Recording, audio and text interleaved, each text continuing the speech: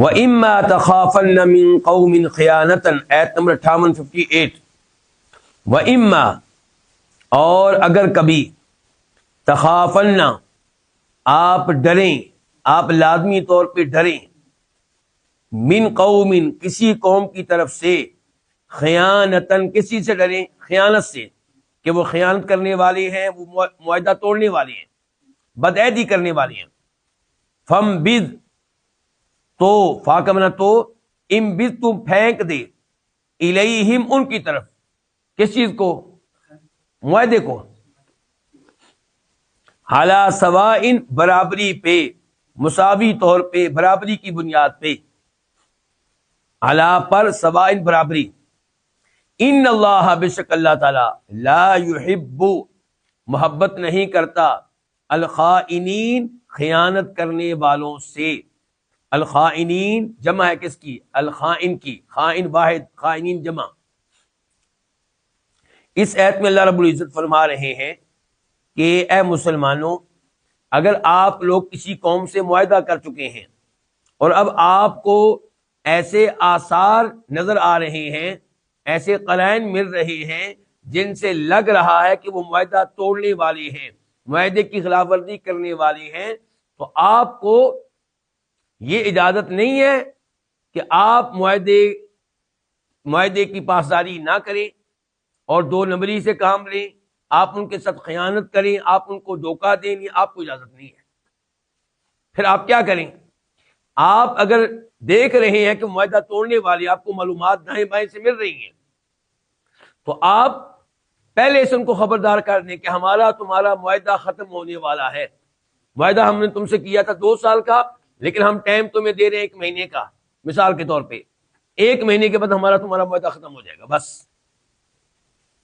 یعنی کہ آپ برابری کی بنیاد پہ معاہدہ توڑیں، یعنی کہ اچانک توڑیں، یعنی کہ ادھر معاہدہ توڑا اور ادھر حملہ کر دیا، اس کی آپ کو اجازت نہیں ہے۔ ان کو سنبھلنے کا موقع دیں۔ آپ کے اوپر، مسلمان کے اوپر یہ تہمت نہیں لگنی چاہیے کہ یہ معاہدے کی خلاف ورزی کرنے والا ہے، مسلمان کے اوپر یہ تہمت نہیں لگنی چاہیے کہ یہ وعدے کی پاسداری نہیں کرتے۔ اور یہاں پہ میں افسوس کے ساتھ کہوں گا، ہمارے وہ بہن بھائی جو یورپ میں رہتے ہیں، کافر ممالک میں رہتے ہیں، ان میں سے کئی لوگوں نے اسلام کو بدنام کیا۔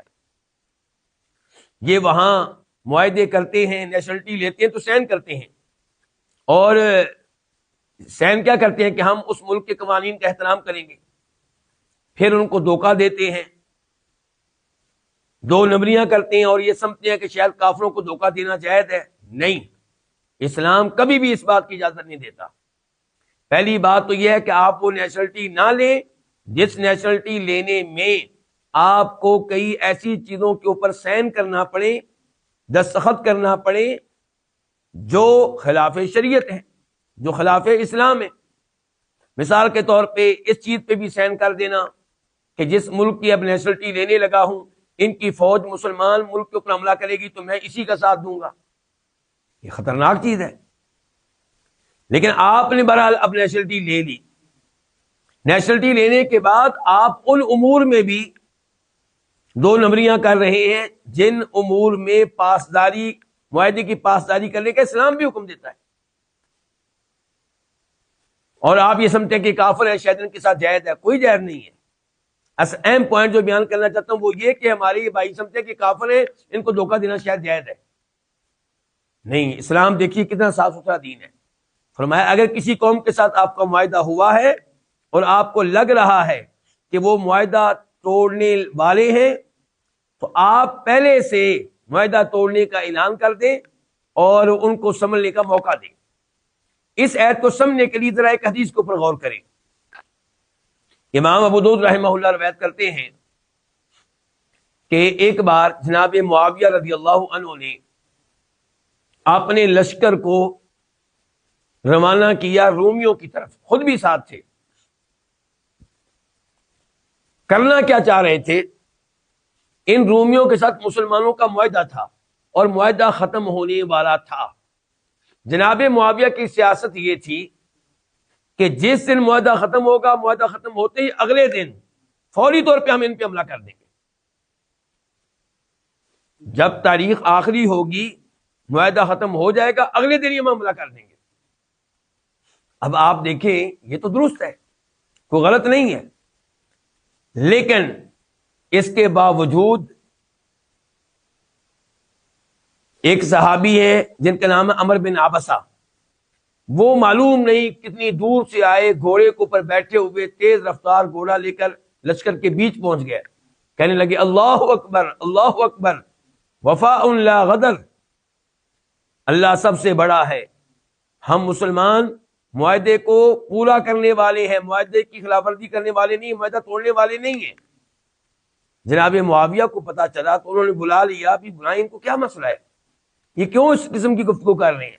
بلایا گیا تو انہوں نے حدیث سنائی کہ نبی علیہ الصلوۃ والسلام نے ارشاد فرمایا تھا کہ جب مسلمانوں کا کسی قوم کے ساتھ معاہدہ ہو جائے تو نیا معاہدہ کرنا یا اس معاہدے کو توڑنا، اس کی خلاف ورزی کرنا، اس کی اجازت نہیں ہے جب تک کہ اس کی مدت ختم نہ ہو جائے، یا پھر برابری کی بنیاد پہ پہلے سے معاہدہ ختم ہونے کا آپ اعلان کریں۔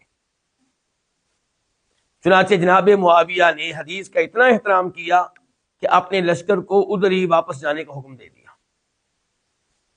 تو کہنے کا مطلب یہ ہے کہ مسلمان اس طرح معاہدے کی پاسداری کرنے والے ہوتے ہیں۔ اگر آپ کو لگ رہا ہے کہ دشمن معاہدے کی خلاف ورزی کرنے والا ہے، آپ معاہدہ توڑنا چاہتے ہیں، تو پہلے ان کو وقت دیں۔ بھی 1 مہینہ پہلے ہم تم کو بتا رہے ہیں کہ ہمارا 1 مہینے کے بعد معاہدہ ختم ہو جائے گا، اگرچہ معاہدہ تھا 10 سال کا، معاہدہ تھا 8 سال کا، لیکن ہم 1 مہینہ پہلے بتا رہے ہیں کہ معاہدہ ختم ہو جائے گا، 1 مہینے کے بعد ختم ہو جائے گا، مثال کے طور پہ۔ دشمن یہ نہ کہے کہ ہمیں سنبھلنے کا موقع نہیں دیا گیا۔ البتہ اگر دشمن معاہدہ توڑ دے، پہلے تھا کہ توڑنے والا ہے، خطرہ محسوس ہو رہا ہے، اطلاعات مل رہی ہیں، اشارے مل رہے ہیں، قرائن سے محسوس ہو رہا ہے، اب یہ کہ انہوں نے معاہدہ توڑ دیا، اگر وہ معاہدہ توڑ چکے ہیں، پھر ظاہر ہے کہ پھر آپ کو بھی حق حاصل ہے کہ آپ ان پہ حملہ کریں یا جو کچھ کرنا چاہتے ہیں کریں۔ جیسا کہ نبی علیہ الصلوۃ والسلام نے قریش مکہ سے معاہدہ کیا تھا جس کا نام کیا، صلح حدیبیہ۔ کب کیا تھا؟ ہجرت کے 6 سال، اور کتنے سالوں کے لیے تھا؟ 10 سالوں کے لیے۔ لیکن آپ علیہ الصلوۃ والسلام نے ہجرت کے 8ویں سال، 2 سال کے بعد ہی مکہ پہ حملہ کر دیا۔ تو کیوں کیا آپ نے؟ اس لیے کہ وہ معاہدہ توڑ چکے تھے۔ اس معاہدے میں 2 قبیلے اور بھی شامل تھے، بنو خزاع قبیلہ مسلمانوں کے ساتھ تھا، بنو بکر جو تھا وہ قریش کے ساتھ تھا، اور یہ 2 قبیلے آپس میں پہلے بھی لڑتے رہتے تھے، ان کی آپس میں دشمنیاں تھیں۔ اب ہوا یہ کہ بنو بکر نے بنو خزاع پہ حملہ کر دیا۔ اب قریش مکہ کو چاہیے تھا کہ اپنے حلیف قبیلے، اپنے ساتھی قبیلے بنو بکر کو کہتے بھائی معاہدہ نہ توڑو، لیکن انہوں نے ان کو روکنے کی بجائے ان کا ساتھ دیا۔ بنو خزاع پہ حملہ کیا گیا اور قریش مکہ نے بھی ساتھ دیا۔ تو پھر آپ علیہ الصلوۃ والسلام نے ہجرت کے 8ویں سال مکہ پہ حملہ کیا اور مکہ پہ قبضہ کر لیا، اور فتح اللہ نے آپ کو دی۔ مجھے امید ہے کہ یہ معاملہ واضح ہو چکا ہوگا۔ اب پھر دیکھیں، وَإِمَّا تَخَافَنَّ، اگر کبھی آپ کو لازمی طور پہ ڈر محسوس ہو، من قوم، کسی قوم کی طرف سے، کس چیز کا ڈر؟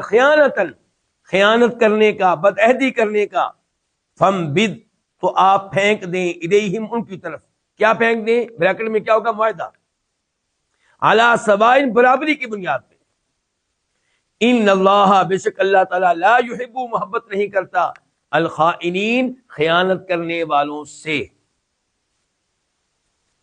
یہ کن کو کہا جا رہا ہے؟ مسلمانوں کو کہا جا رہا ہے کہ اللہ تعالیٰ محبت نہیں کرتا کن سے؟